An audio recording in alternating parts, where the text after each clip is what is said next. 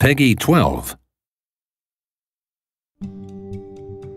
Hello, I'm Stone Labrandy, lead designer of the new SimCity, and I want to give you another peek at what we've been up to here at the studio. When we last left off, I showed you the basic steps of building a new city.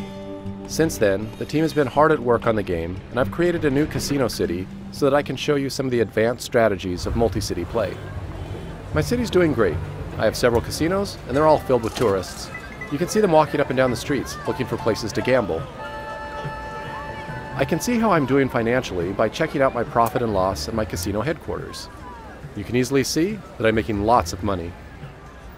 This is also where I can check out how my casino empire is doing compared to every other player.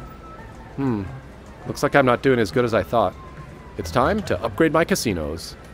Like most of the buildings in SimCity, I can click the edit button to see the different upgrade options. I have several choices, and each one provides me with a different benefit. This celebrity stage will lure more Sims through the door.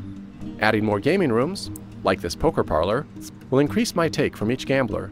Those are both good options, but I'm going to go with a hotel.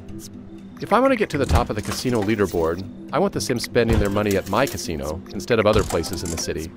And as long as the beds are here, they won't have any reason to leave. Uh-oh, it looks like my city just blew a fuse. I've been relying on my wind farm to power all of these buildings, and now the system is completely overloaded. Wind power is clean and cheap, and I could expand it, but I'd rather use that space to build more casinos later on. I could also bulldoze it and replace it with a coal power plant, but I don't really want all that air pollution in my city. Fortunately, there is another option. Out in the region, there's plenty of room to expand. Each one of these squares is a place where a new city could start. I can claim a few for myself, claim them all, or I can invite some friends in to join me. Right now, I'm going to claim this spot for myself. This will be a perfect place to build a power plant where the tourists won't even see it. The first thing I have to do is to create a road in my new city that connects to the region highway.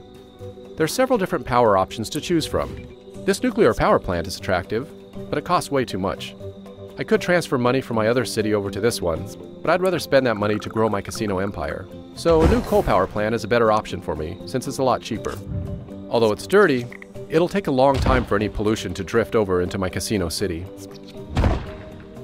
One of the cool things about multi-city play is that the Sims are going to drive back and forth between the cities.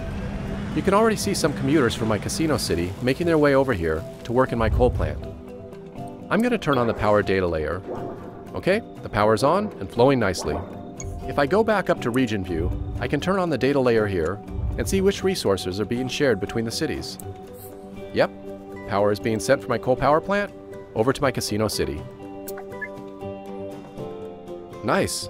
Dan is online and he wants to join in.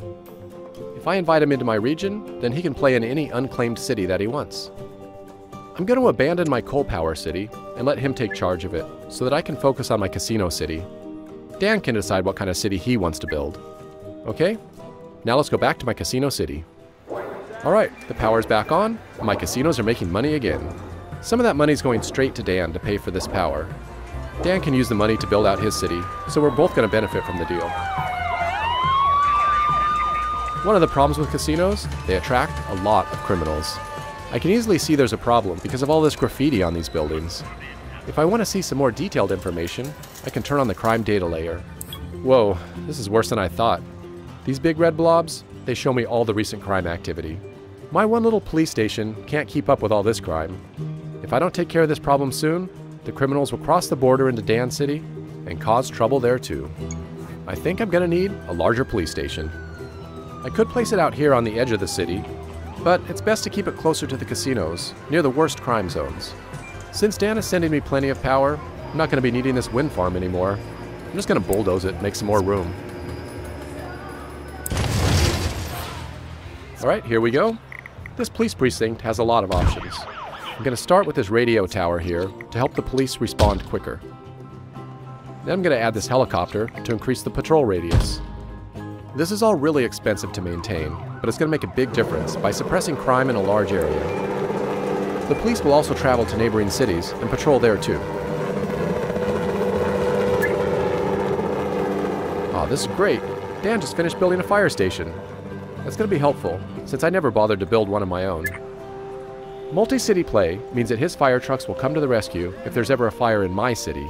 I think I'm going to test this out. You know, it wouldn't be SimCity without the disasters. I've chosen to turn off random disasters in my casino city, but I still have the option to trigger them at will. If you're like me, destroying a city can be as much fun as building it. Let's see if this will start a fire.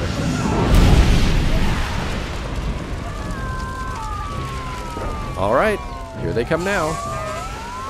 Looks like Dan's fire trucks are going to have a lot of work to do.